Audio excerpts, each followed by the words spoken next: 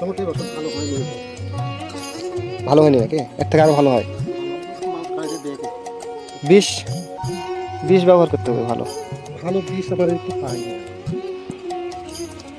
এতদিনের ভালো বীজ অনেকগুলো মরে গেল। মোটামুটি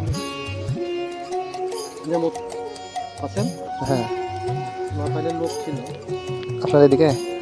ওদিকেই যেত আমার ও, একদিন আগে বলি ওদিকে জামা লেগে এলে আরো বেটা লেগে আনো জানাল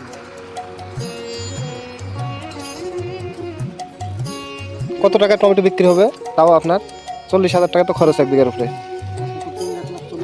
1,40,000 1,40,000 মানে 1 লক্ষ টাকা লাভ হবে। আগেও করছি তো। গত বছর গত বছর বাড়িতে একটা অসুখ ছিল, ওর সাথে তো কাজ করতে পারিনি, তাহলে একটা বছর 1,75,000 টাকা দিচ্ছি। 1 বিঘাতে? মানে এই জন্য বছর 1.5 লক্ষ প্রতি বছর করেন নাকি? প্রতি বছর। সামনে মনে হচ্ছে জমি সরকার করা যায় তো বার করার সময় হয় না। বছর টমাটো বাদ দিতে আমার টমাটো বাড়ি দিতে বাড়ি হ্যাঁ। বিষ নজিপুর থেকে নগা নগা ইয়ে টমেটো কি বলতে লাগছে বুঝতেছেন, ওটা একটু নোংরা হয়ে গেছে। নমলা হয়েছে। হ্যাঁ যেটা আগে তো ওরা চলতে ওইদিকে দেখছি তো উঠাচ্ছে। হ্যাঁ উঠাচ্ছে, ওটা বিক্রি হচ্ছে 110-100 টাকা কেজি। এগুলো অত দাম পাবো না, এগুলো 40 টাকা শুরু হবে। তাও অনেক লাভজনক ব্যবসা তো। আমরা তো 10 বিঘা ধান লাগায় 1 লাখ টাকা লাভ হয় না।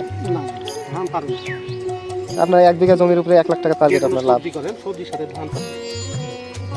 এই জমিতে এই টমেটো তুলে নিয়ে শেষ হয়ে গেলে দিয়ে লাগাই ঢেঁড়স, বুঝতে চান? হ্যাঁ, ঢেঁড়স মিলে 1 লক্ষ টাকা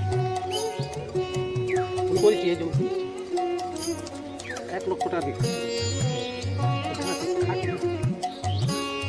একদিন বাদ তুলতে হবে, আর যদি তুলতে না পারেন তাহলে গাছ করে ঘুরে একদিন পর পর। একদিন যদি বাড়িতে একটা মানুষও মরে যায় তা পাঁচটা রেটে তুলতে লাগা দিকে মাঠে বিক্রি করতে না পারলে ফ্রাই দিচ্ছিল, তা গাছে রাখা যায়।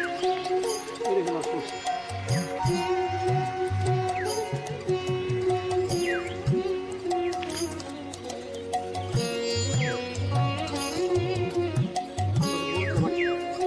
প্রচুর শক্তিশালী মাটি লাগে নাকি?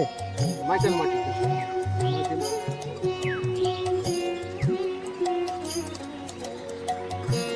মাটি